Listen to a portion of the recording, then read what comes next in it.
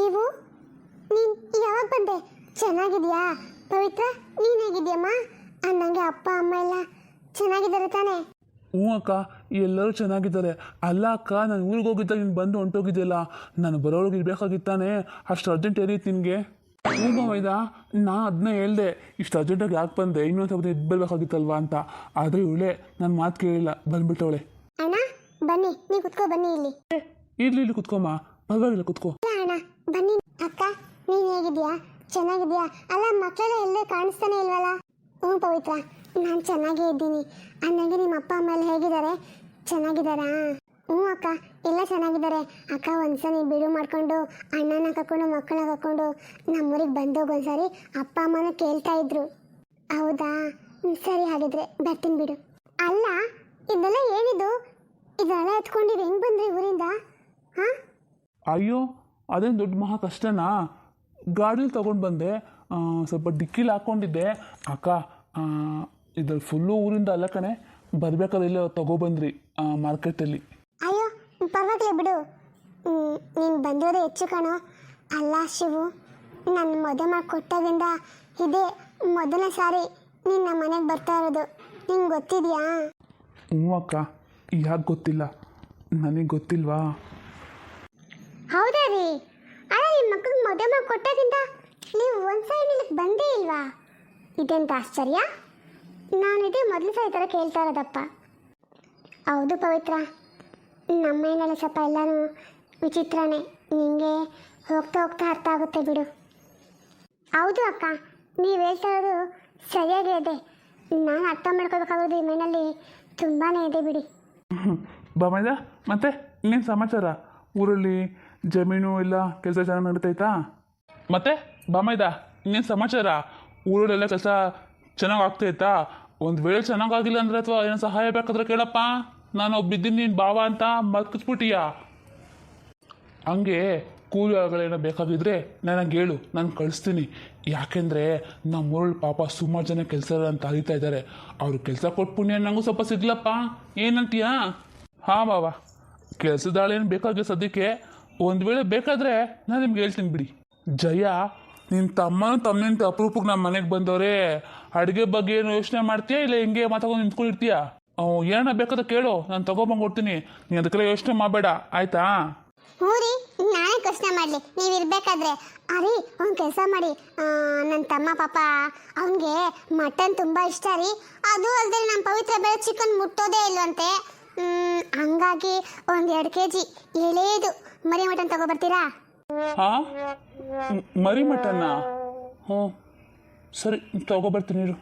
ಅಯ್ಯೋ ರೀ, ಅಷ್ಟೇ ಅಲ್ಲ ಇರಿ, ಅಷ್ಟು ಬೇಗ ಹೊಂಟೋಗ್ಬಿಟ್ರೆ ಮತ್ತೆ 2 ಮಟನ್ ಅಂತೆ, 2 kg ಮರಿ ಮಟನ್ನ ಮತ್ತು ಚಿಕನ್ ತೊಗೊಂಬನ್ರಿ, ಕಬಾಬ್ ಮಾಡ್ತೀನಿ. ಅದು ಅಲ್ಲದೆ ನಮ್ಮ ಮಕ್ಳಿಗೆ ಕಬಾಬ್ ತುಂಬ ಇಷ್ಟ ಅಲ್ವಾ? ನಿಮಗೂ ಇಷ್ಟನೇ ಅಲ್ವೇನ್ರಿ? ಹಾಗಾಗಿ 2 kg ಮರಿ ಮಟನ್, 1 kg ಚಿಕನ್ನು, ಆಮೇಲೆ 1 ಡಜನ್ ನಾಟಿ ಮೊಟ್ಟೆ ತಗೊಬನ್ನಿ. ಅದನ್ನು ಬೇಯಿಸ್ಬಿಟ್ಟು ಸೆಂಟ್ರಿಗೆ ಕಟ್ ಮಾಡಿ ಉಪ್ಪು ಮೆಣಸು ಹಾಕ್ಕೊಟ್ರೆ ಚೆನ್ನಾಗಿರುತ್ತೆ ಊಟಕ್ಕೆ ನೆಂಚ್ಕೊಳ್ಳೋಕ್ಕೆ. ಏನಂತೀರಾ? ಅಯ್ಯೋ ಅಕ್ಕ, ಇದೆಲ್ಲ ಏನು ಬೇಡ, ಸುಮ್ಮನಿರು. ಹೌದು ಅಕ್ಕ, ಇದೆಲ್ಲ ಏನು ಬೇಡ. ಅಯ್ಯೋ ಸುಮ್ಮನಿರಿ ಇಬ್ರು. ಅಲ್ಲ, ನೀವು ಇವಾಗ ಬೇಡ ಅಂತ ಹೋಗ್ಬಿಟ್ರೆ ನಮ್ಮ ಯಜಮಾನ್ರಿಗೆ ಎಷ್ಟು ಅವಮಾನ ಆಗುತ್ತೆ ಗೊತ್ತಾ? ಇಷ್ಟಕ್ಕೂ ನಮ್ಮ ಯಜಮಾನ್ರು ನಮ್ಮ ಮನೆಗೆ ಯಾರು ನೆಂಟರು ಬಂದರೆ ಉಪವಾಸ ಕಳಿಸೋದೇ ಇಲ್ಲಪ್ಪ.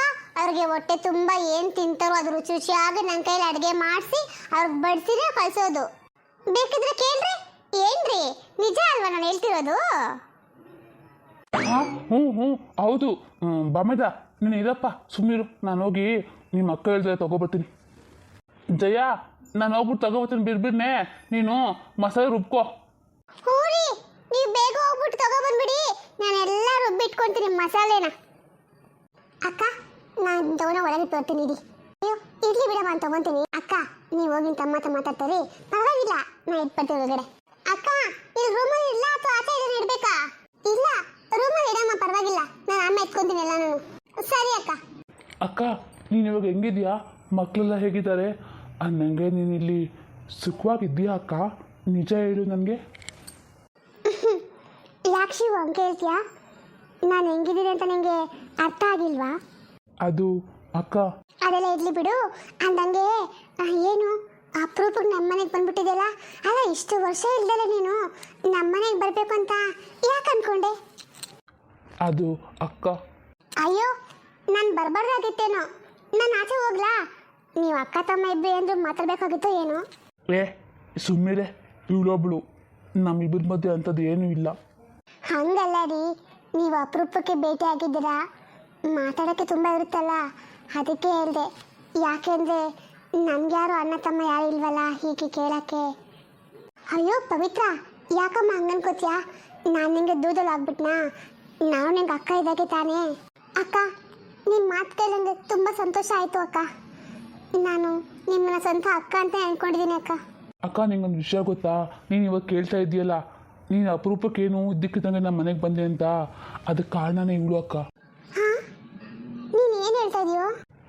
ಹೌದು ಅಕ್ಕ, ಪವಿತ್ರನೇ ಹೇಳಿದ್ದು. ಅಕ್ಕ ಮನೆಗೆ ಒಂದು ಸರಿ ಹೋಗ್ಬಣ್ಣ ರೀ, ಅವತ್ತು ಬಂದು ಹಾಗೆ ಹೊಟ್ಟೋಗ್ಬಿಟ್ಟು ನಾನು ಸರಿಯಾಗಿ ಮಾತಾಡೋಕ್ಕೂ ಆಗಿಲ್ಲ ಅಂತ, ಅದಕ್ಕೆ ನಾನು ಬಂದಿದ್ದು ಅಕ್ಕ. ಹೋಗಲಿ ಬಿಡು. ತಾಯಿ ಹೇಗೋ ಹಾಗೆ ಹೇಗೆ ಇದ್ರೂ ನಮ್ಮ ಮನೆಗೆ ಬಂದು ಸೊಸೆ ಆದ್ರೂ ನನ್ನ ತಾಯಿಯಾಗಿ ನೋಡ್ಕೊತಾರಲ್ಲ, ನಂಗೆ ಅಷ್ಟು ಸಾಕು ಅಕ್ಕ. ನೀವು ಅಂದ್ಕೋಬೇಡಿ ಅಕ್ಕ, ನನಗೆ ನಿಮ್ಮ ಬಗ್ಗೆ ಏನೂ ಗೊತ್ತಿಲ್ಲ ಆದ್ರೂ ನಂಗೆ ನಿಮ್ಮ ನೋವು ಅರ್ಥ ಆಗುತ್ತೆ. ಯಾಕೆಂದ್ರೆ ನಾನು ನಿಮಗೆ ಒಂದು ಹೆಣ್ಣಲ್ವಾ. ನನಗೆ ನೀವು ಇಲ್ಲಿ ಹೇಗಿದ್ದೀರಾ ಅಂತ ಈ ಮನೆ ನೋಡಿದ್ಮೇಲೆ, ಈ ಮನೆ ವಾತಾವರಣ ನೋಡಿದ್ಮೇಲೆ ಅರ್ಥ ಆಯಿತು ಅಕ್ಕ. ಪವಿತ್ರ, ನನಗೆ ನೋಡ್ತಾ ತುಂಬ ಖುಷಿ ಆಗುತ್ತೆ ಅಮ್ಮ. ಸಾಮಾನ್ಯವಾಗಿ ಎಲ್ಲರೂ ಹೇಳ್ತಾರೆ ತಮ್ಮ ಹೆಂಡತಿ ಹಾಗೆ ಹೀಗೆ ಬಂದಿರೋ ನಾದ್ನೇನ ಸೇರಲ್ಲ ಅಂತ ಹಿಂಗೆ ಸುಮಾರು ಹೇಳ್ತಾ ಇರ್ತಾರೆ. ಆದರೆ ನಿನ್ನೆ ನೋಡಿದ್ಮೇಲೆ ಅರ್ಥ ಆಗುತ್ತೆ ಆ ಮಾತೆಲ್ಲ ಸುಳ್ಳು ಅಂತ. ಅಕ್ಕ, ನಂಗದೆಲ್ಲ ಗೊತ್ತಿಲ್ಲ, ನೀವು ಹೇಳೋದು ನಿಜಾನೇ, ನಾನು ಕಿವಿಲಿ ಕೇಳಿಸ್ಕೊಂಡಿದ್ದೀನಿ. ಆದರೆ ನನಗೆ ಹತ್ರ ಯಾವ ಮನಸ್ಸಲ್ಲೂ ಭಾವನೆ ಇಲ್ಲ. ಯಾಕೆಂದರೆ ನಾನಂತೂ ಒಬ್ಬಳೇ ಹುಟ್ಟಿ ಬೆಳೆದಿರೋದು. ಹಾಗಾಗಿ ನಾನು ಮೊದಲೇ ಅಂದ್ಕೊಂಡಿದ್ದೆ, ನಾನು ಹೋಗಿದ್ದ ಮೇನಲ್ಲಿ ಅಕ್ಕ ತಂಗಿರಿದ್ದರೆ, ಅಂದರೆ ನನ್ನ ಗಂಡನಿಗೆ ಅಕ್ಕ ತಂಗಿ ಯಾರನ್ನ ಇದ್ರೂ ನಾನು ಅವ್ರನ್ನ ನನ್ನ ಸ್ವಂತ ಓಡ ಹುಟ್ಟೋರು ಹಾಗೆ ನೋಡ್ಕೊತೀನಿ ಅಂತ. ಅದಕ್ಕೆ ಅಕ್ಕ, ನಾನು ಯಾವುದೇ ಭೇದ ಭಾವ ಮಾಡಲ್ಲ. ಮತ್ತು ನನಗೆ ತುಂಬ ಭಯನೂ ಇತ್ತು ಅವ್ರನ್ನ ಹೇಗೆ ನೋಡ್ಕೊತಾರೋ ಅಂತ. ಆದರೆ ನಿಮ್ಮನ್ನು ನೋಡಿದ್ಮೇಲೆ ಅದೆಲ್ಲ ಸುಳ್ಳು ಅಂತ ಅರ್ಥ ಆಯಿತು ಅಕ್ಕ. ನಿಜ ಅಲ್ವಾ? ನಾವು ಹೇಗಿರ್ತೀವೋ ನಮ್ಮ ನಾದ್ನೇರು ನಮ್ಮ ಅತ್ತಿಗೆರು ಹಾಗೆ ಇರ್ತಾರೆ ಅನ್ನೋ ಮಾತು ನಿಜಾನೇ ಇರ್ಬೋದೇನೋ, ಆದರೆ ನೀವಿಬ್ರು ಒಂದಾಗಿ ನನ್ನ ದೂರ ಮಾಡ್ತೀವಿ ಅಂತ ಭಯ ಆಗ್ತದೆ ನನಗೆ. ಸುಮ್ಮನಿದ್ದಿ ನೀವೊಬ್ರು. ಅಕ್ಕ, ನಾನು ಸ್ವಲ್ಪ ಬಾತ್ರೂಮ್ ಹೋಗ್ಬೇಕು ಕಣೆ. ಎಲ್ಲಿದೆ ಬಾತ್ರೂಮು? ಹೌದಾ? ಹಿಂಗೆ ಹೋಗ್ಬಿಟ್ಟು ಕೆಳಗಡೆ ತಿರ್ಕೋ, ಅಲ್ಲಿ ಕಾಣಿಸುತ್ತೆ. ಸರಿ, ಇದು ನಾನು ಬರ್ತೀನಿ. ಅಕ್ಕ, ನಾನು ನಿಮ್ಮನ್ನ ಒಂದು ಮಾತು ಕೇಳಬೇಕು ಅಂತ ಅಂದ್ಕೊಂಡಿದ್ದೀನಿ. ನೀವು ಕೇಳಿದ್ರೇನು ಅಂದ್ಕೊಳ್ಳೋ ತಾನೆ? ಇಲ್ಲಮ್ಮ, ಕೇಳು. ಅಲ್ಲ, ಅತ್ತೆ ಯಾಕೆ ನಿಮ್ಮನ್ನ ಒಂಥರ ನೋಡ್ತಾರಲ್ಲ? ಹಾಂ, ಒಂದು ರೀತಿಲಿ ಚಿಕ್ಕ ಮಗಳಿಗೆ ಒಂಥರ, ನಿಮಗೆ ಒಂಥರ, ಯಾಕೆ ಆ ಥರ ಮಾಡ್ತಾರೆ? ಅಷ್ಟೇ ಅಲ್ಲ ಅಕ್ಕ, ನಾನು ನಿಮ್ಗೆ ಕೇಳಬಾರ್ದು ಗೊತ್ತಿಲ್ಲ. ಅವತ್ತು ನೀವು ನಮ್ಮ ಮನೆಗೆ ಒಂದ್ಸರಿ ಬಂದು ಹೋದ್ರಿ ಅಲ್ಲ, ನಿಮ್ಮ ತಂಗಿದು ಚೈನ್ ಕಳೆದೋಯ್ತು ಅಂತ ನೀವೇ ಎತ್ಕೊ ಬಂದಿರೋ ಅಂತೆಲ್ಲ ಮಾತಾಡ್ತಾ ಇದ್ರು. ಚಾಡಿ ಅಂತ ಹೇಳ್ತಾ ಇಲ್ಲ ನಾನು, ನನಗೇನೋ ಒಂಥರ ಅನಿಸ್ತು, ಅದಕ್ಕೆ ಹೇಳ್ತೀನಿ. ನನಗೆ ಗೊತ್ತು, ನೀನು ಹೇಳ್ದೆ ಹೋದ್ರು ನನಗೆ ಅರ್ಥ ಆಗುತ್ತೆ. ನೋಡು ಪವಿತ್ರ, ಅದು ನಮ್ಮಮ್ಮ ನಂಗೆ ಆ ಥರ ಯಾಕೆ ಆ ಥರ ಮಾಡ್ತಾರೆ ಅಂತ ನಿಜ ನಂಗೆ ಗೊತ್ತಿಲ್ಲ. ನೀನು ಹೇಳ್ತಾ ಇರೋದು ನಿಜಾನೇ, ನನಗೆ ಒಂಥರ ಮಾಡ್ತಾರೆ, ನನ್ನ ತಂಗ ಇನ್ನೊಂದು ಥರ ಮಾಡ್ತಾರೆ. ಏನೋ ಅವ್ನ ಮನಸ್ಸಲ್ಲಿ ಏನಿದೆ ಅಂತ ನಂಗೆ ಇದುವರೆಗೂ ಅರ್ಥ ಆಗಿಲ್ಲ. ನೀನು ಅಲ್ಲೇ ಇರ್ತೀಯಲ್ಲ, ನಿನ್ಗೆ ಅರ್ಥ ಆದರೆ ಅರ್ಥ ಮಾಡ್ಕೊ, ಸಾಧ್ಯ ಆದರೆ ನನಗೂ ತಿಳಿಸಿ ಹೇಳು. ಸರಿ, ಹೋಗಲಿ ಬಿಡಕ್ಕ. ಇಷ್ಟು ದಿವಸ ಹೆಂಗಿತ್ತು ನನಗೆ ಗೊತ್ತಿಲ್ಲ, ಆದರೆ ಇನ್ನು ಮುಂದೆ ಆಗಿರಲ್ಲ. ಯಾಕೆಂದರೆ ನಿಮ್ಮ ಜೊತೆ ನಾನು ಯಾವಾಗಲೂ ಇರ್ತೀನಿ, ಸರಿನಾ? ಅಕ್ಕ, ಏನಾಯ್ತಕ್ಕ? ನಾನು ತಪ್ಪಾಗಿ ಅಂದರೆ ಹೇಳ್ಬಿಟ್ನಾ? ಇಲ್ಲ ಪವಿತ್ರ, ನನ್ನ ಮದುವೆ ಆದಾಗಿದ್ಲೂ ಈ ಮಾತು ನನಗೆ ಯಾರೂ ಹೇಳಿರಲಿಲ್ಲ. ಆದರೆ ಅದು ಅವರು ನಮ್ಮ ಜೊತೆ ಇರ್ತಾರೋ ಇರಲ್ಲೋ ಗೊತ್ತಿಲ್ಲ, ಆದರೆ ಸದಾ ನನ್ನ ಜೊತೆ ಇರ್ತಿರೋ ಒಂದು ಮಾತಿದೆಯಲ್ಲ, ಆ ಮಾತು ನಮ್ಮ ಮನಸ್ಸಿಗೆ ಎಷ್ಟು ಧೈರ್ಯ, ಖುಷಿ, ನೆಮ್ಮದಿ ಎಲ್ಲ ತಂದುಕೊಡುತ್ತೆ. ಆ ಮಾತು ನಿನ್ನ ಬಾಯಲ್ಲಿ ಕೇಳಿದ್ನಲ್ಲ, ಅದಕ್ಕೆ ನನಗೆ ಗೊತ್ತಿಲ್ಲ, ನನ್ನ ಕಣ್ಣಲ್ಲಿ ನೀರು ಬಂದ್ಬಿಡ್ತು. ಸರಿ, ಹೋಗ್ಲಿ ಬಿಡಕ್ಕ. ಅಲ್ಲಿ ಬೇಡ, ನಿನ್ನ ತಮ್ಮ ಬಂದರೆ ನಾನು ನಿಮ್ಗೇನೋ ಹೇಳ್ಬಿಟ್ಟೆ ಅಂತ ನನಗೆ ಒಡ್ಗಿದ್ಬಿಟ್ಟಾರು. ಕಣ್ಣಿಗೆ ಒಸ್ಕೊಂಡು ಈಗ ಬಾ, ಅನ್ನ ಬಸ್ಸೊಗಡೆ ಇಬ್ಬರು ಮಸಾಲೆ ರುಬ್ಕೊಳ್ಳೋಣ. ಅಕ್ಕ, ಅದೇ ಅಡುಗೆ ಮನೆ. ಸರಿ, ನಾನು ಹೋಗಿ ತರಕಾರಿ ತೊಗೊಬರ್ತಾ, ತರಕಾರಿ ಅಂತೀನಿ, ಈರುಳ್ಳಿ ತೊಗೊಬರ್ತೀನಿ, ಕಟ್ ಮಾಡ್ಕೊಂಡು ರೆಡಿ ಮಾಡ್ಕೊಳ್ಳೋಣ ಮಸಾಲೆಗೆ. ಅಯ್ಯೋ, ನಾನು ಮತ್ತೆ ಬಿಟ್ಟಿದ್ದೆ. ಇದ್ರ ಮಧ್ಯೆ ನನ್ನ ಗಂಡ ಹೋಗ್ಬಿಟ್ಟು ಮಟನ್ ಚಿಕನ್ ಹೆಂಗೆ ತೊಗೊಬರ್ತಾನೆ? ಜೋಬಲ್ಲಿ ₹1 ಕಾಸಿಲ್ಲ, ಅದು ಅಲ್ಲದೆ ಬಿಲ್ಡಪ್ ಕೊಟ್ಟಿದ್ರು. ಈಗ ಗೊತ್ತಾಗುತ್ತೆ ಅವ್ರಿಗೆ. ನೋಡಮ್ಮ ದಿವ್ಯಾ, ನೀನು ಹೆಂಗೆ ಹೇಳಿದ್ಯೋ ಹಂಗೆ ಅದೇ ರೀತಿ ನಾನು ಮನೆ ಕಟ್ಸ್ತಾ ಇದ್ದೀನಿ. ಇದರಿಂದ ಸೇಮ್ ಇದು ಪ್ಯಾಸೇಜ್ ಬರ್ತೈತೆ. ಇವಾಗ ಒಂದು ಕೆಲಸ ಮಾಡು, ಒಳಗೋಗ್ಬಿಟ್ಟು ನೋಡ್ಕೊಬರೋಕೆ ಒಂದು ಸಾರಿ. ಲೋ ಮಾರ, ಒಂಚೂರು ಬಿಲ್ಡಿಂಗ್ ನೀರು ಕರೆಕ್ಟಾಗಿ ಹಾಕೋ, ಫ್ಯೂರಿಂಗ್ ಕರೆಕ್ಟಾಗಿರಬೇಕು, ಇಲ್ಲಾಂದರೆ ನನ್ನ ಮಕ್ಕಳು ಚಚ್ಚಾಕ್ ಬಿಸಾಕ್ತಾರೆ ಒಬ್ಬೊಬ್ಬ ನನ್ನ ಮಕ್ಕಳನ್ನೂ, ಆಯಿತಾ? ಇದು ಮೊದಲೇ ನನ್ನ ಮಗಳು ಕಟ್ಸ್ಕೊಡ್ತಾರ ಮನೆ, ನಾನು ಅವಳಿಗೇನು ಕೈಯಕ್ಕೆ ಪಿಯಕ್ಕೆ ಅಂದ್ಕೊಡ್ದವಳು ಹಂಗೆ ಕಟ್ಸ್ಬೇಕು ಮನೇನ. ನನ್ನ ಮಗಳಿಗೆ ಯಾವಾಗ ನೆನಪಾಗಿ ಉಳಿಬೇಕು, ಈ ಮನೆ ನಮ್ಮ ಅಪ್ಪ ಕಟ್ಸ್ಕೊಟ್ಟಿರೋದಪ್ಪ ನನಗೆ ಇಷ್ಟ ಬಂದಂಗೆ ಐತೆ ಅಂತ, ಗೊತ್ತಾಯ್ತಾನೆ?